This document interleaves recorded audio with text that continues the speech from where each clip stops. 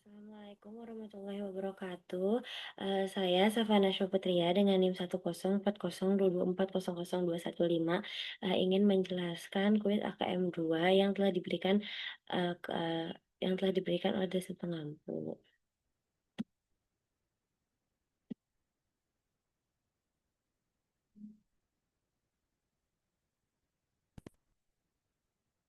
Nah, di sini ada issue atau dari Evermaster AG yang issue-nya itu 100.000 of 10% of term bond on January 2025 due on January 1 January 2027 with interest payable each June 13 and December 31. Investor require at on effective interest rate of 4%.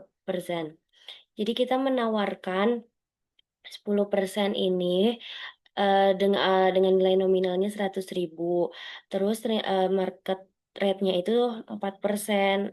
Nah, jadi jumlah obligasinya ini 100.000, tingkat kuponnya itu 10% per tahun. Karena dibayar 2 kali, satu periode dalam setahun ini kita bayar 2 periode. Jadi 500 per pe, 5 maaf 5% per periodenya ini. Karena bunganya dibayar setengah tahun, yaitu pada tanggal 30 Juni dan tanggal 31 Desember. Nah, bunga per periodenya ini ada 5% dikali 100.000 ini dari jumlah obligasi ini nilai nominalnya menjadi 5.000. Jadi kita bayar 5.000 per periodenya. Lalu tingkat bunga pasarnya atau efektifnya itu ada 4% per tahun atau di 2% per periodenya.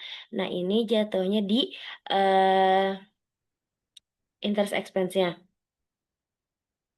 Nah, terus ada di jumlah periodenya dari 1 Januari 2025 sampai 1 Januari 2027, yaitu 2 tahun sebanyak 4 periode atau 4 kali pembayaran. Nilai nominal pelunasannya ada di 100.000. Lalu ini ada present value-nya, present value bunga ditambah present value pokok. Nah, present value bunganya ini 5.000, 5.000 itu dari 5% dikali 100.000 ini. Nah, dikali 1 dikurangi 1 tambah 0,02. 0,02 ini dari 2%. 2% ini. 2% yang per periode ini dikurangi 4. 4 ini periode per tahunnya. 4 periode. Dibagi 0,02 ini. 0,02 dari 2% per periodenya. Lalu dihitung present value bunganya jadi 5.000 dikali 3.807.7287 itu dari hasil satu satu dikurangi dikurangi dalam kurung 1 tambah 0,02 dalam kurung min 4 dibagi 0,02. Jadi ini jadi faktor anuitasnya. Terus present value hasilnya jadinya 19.038,64. Present value pokoknya jadi 100.000 dikali 1,02 dikurangi 4. Present value pokoknya jadi 100.000 dikali 0,92384543. Ini tuh dari hasil 1,02 kurangi 4 ini. Lalu jadinya hasil present value pokoknya ini ada 92.000 dikurang 92.384,54. Nah, present value totalnya ini dari 92.000 ini ditambah 19.000 ini. Jadi 19.038,64 ditambah 92.384,54. Nah, hasilnya ini harga jual obligasinya ternyata 111.423 di 18. Nah, ternyata harga jual obligasinya ini premium karena kuponnya ini lebih besar daripada bunga pasarnya. Lalu ada tabel amortisasi per tahunnya, mulai dari tanggal 1 Januari, tidak ada bunga yang dibayar, tidak ada beban bunga, dan amortisasi premiumnya tidak ada, tapi saldo obligasinya 111.423,18. Kenapa tidak ada? Karena ini tanggal awal peminjamannya, belum ada bunga yang harus dibayarkan. Nah, pada periode pertama,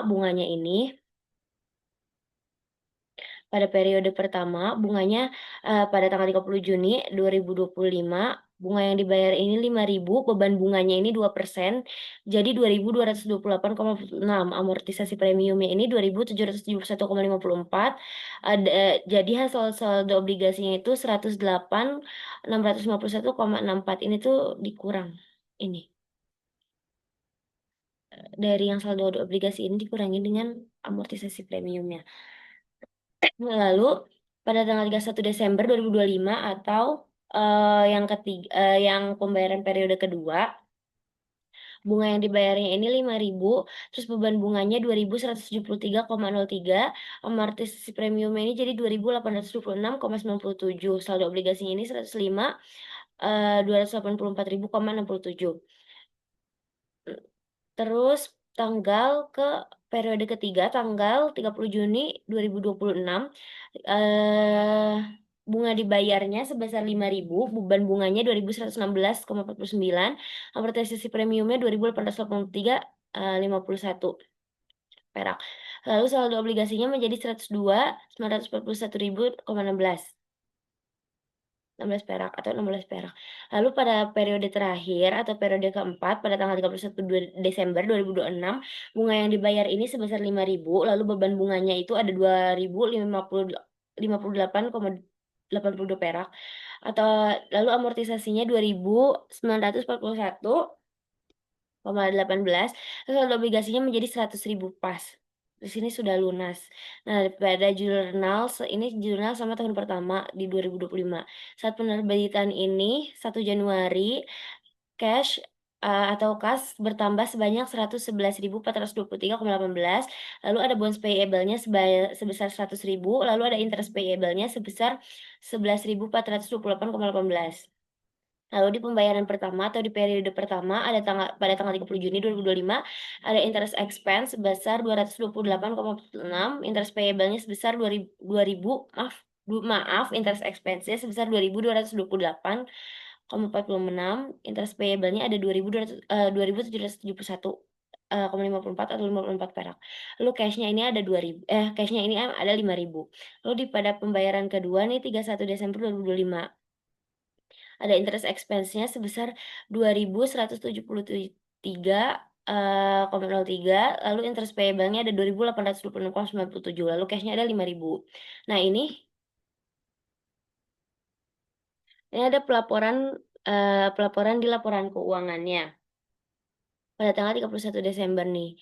Profit or loss-nya di FRS AG ini, interest expense-nya pada tanggal 30 Juni 2025 ini sebesar 2.208,46, lalu interest payable-nya pada tanggal 31 Desember 2025 ini sebesar 2.173,03, lalu total interest expense-nya ada di 4.449. Lalu ini financial position-nya di liability ada current liability-nya di interest payable sebesar 5.824,67.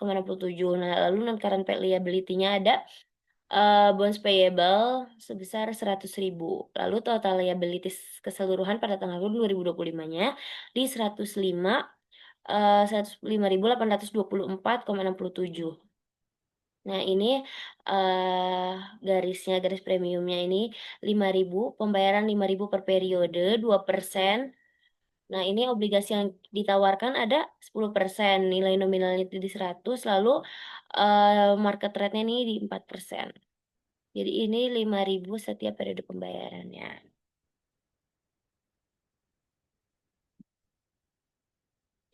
Sekian penjelasan dari saya.